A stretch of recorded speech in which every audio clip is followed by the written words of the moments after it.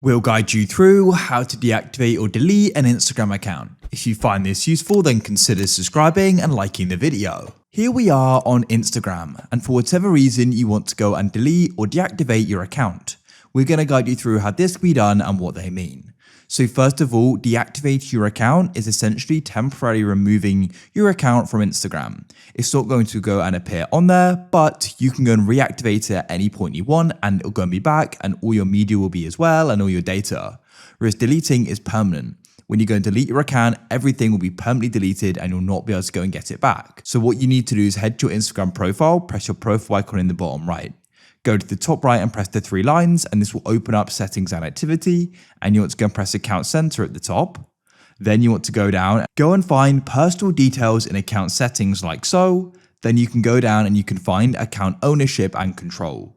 Wait for this to load and you can press deactivation or deletion. Then you can go and choose the account you want to do it with. Here you can then choose between deactivate and delete. In this case, I'll go and deactivate, so it's temporary. So I'm going to select that there and then go and press continue. But you can go and see what they mean both there.